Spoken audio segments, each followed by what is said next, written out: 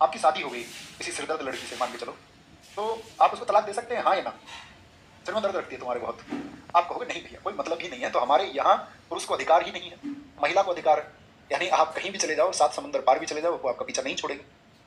यानी आपको अधिकार ही नहीं है। ये अधिकार सिर्फ और सिर्फ किसको है? महिला को है। अच्छा, दूसरी बात, और मान के चलो उस महिला मान भी गई तलाक पर, उसने कहा ठीक है हम दोनों सेपरेट हो जाते हैं, तो उसके बाद तुम्हें उसको भत्ता देना पड़ेगा जो कोर्ट तय करेगा आपकी इनकम के हिसाब से। तो वो पैसे देने पड़ेंगे, और वो पैसे चाहे उसकी जॉब है, चाहे वो जो भी अर्न करती हो, वो पैसा तुम्हें देना ही पड़ेगा जब तक उसकी दूसरी शादी नहीं हो जाती। हाँ, दूसरी शादी हो गई है उसकी, तो फिर आप मतलब समझो मुक्त हो जाओगे, तो वो आपको फिर कंपनसेशन या पैसा जो भी हम बोले उसको, जो भी मेंटेनेंस है वो नहीं देना पड़ेगा आपको। ये तो हुई हिंदू पक्ष की बात। दूसरे में मुस्लिम पक्ष की बात करें तो हिंदुओं का जो कानून है वो तो है हिंदू मैरिज एक्ट 1955 से, लिख लो इसको कहीं, Hindu marriage act 1955। Hindu marriage act कब आया, पुढचा आता है बड़ा। दूसरा जो मुस्लिम पर्सनल लॉ है, जो शरीयत का कानून है, वो है 1937 का। और मुस्लिमों का आपका कानून अलग है, आपका विवाह विच्छेद का यानी कि जो आपका तलाक के लिए है वो आया था 1939 में कानून। वहाँ पर चीज़ें अलग है।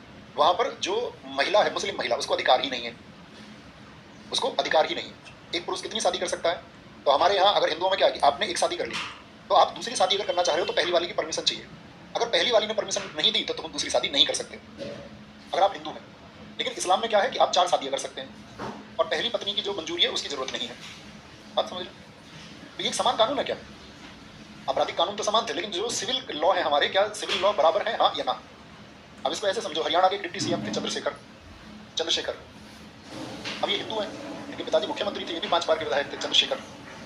अब चंद्रशेखर का दिल आ गया एक महिला पर, चंद्रशेखर का दिल जो है एक महिला पर आ जाता है। और महिला की अगर हम बात करें, महिला को लिख लो आप, तो महिला का नाम था आपका फिजा, मतलब फिजा से पहले जो नाम था वो था अनुराधा बाली। दोनों हिंदू है, नाम से आपको प्रतीत हो रहा होगा, तो नाम से पता नहीं चलता कभी, बात याद रखना। तो हम कहते हैं ना, नाम जो है वो लिंग का निर्धारण नहीं करता, ना ही वो धर्म का, ना ही वो जाति का निर्धारण करता। अब दोनों को प्यार हो गया तो ये तो शादीशुदा है भाई साहब, इनके बच्चे भी हैं। तो इनकी पत्नी तो जो है आपका, उन्होंने परमिशन नहीं दी, लेकिन इन्होंने कहा ये भी कोई ऐसे नहीं, अनुराधा बाली भी आपका हरियाणा सरकार में थी, एडवोकेट जनरल थी। तो इन्होंने बोला ठीक है मैं बन जाता हूँ चांद मोहम्मद। इन्होंने इस्लाम एक्सेप्ट कर लिया और ये बन गए चांद मोहम्मद। अब चांद मोहम्मद बनने से क्या हुआ? अब इनके पास अधिकार कितनी शादी के हो गए? कितने हो गए बताइए, इनके पास में कितनी शादी? 4 शादी के अधिकार। लेकिन ये महिला भी तो, इनको भी तो होना पड़ेगा, तो इन्होंने भी चेंज कर लिया, ये बन गई फिजा। बात क्लियर समझ पाए? सिविल कोड क्या है हमारा, समान नहीं है। अब ये शादी कर सकते हैं, हालांकि उन्होंने फिर शादी भी की, फिर ये अलग भी हुए। और चांद मोहम्मद जो है फिर से अपनी गलती, उन्होंने बोला कि मेरी ये गलती थी और मैं वापस से हिंदू धर्म में लौटना चाहता हूँ, और फिर से चंद्रशेखर बिश्नोई हुए। बात समझ में आई?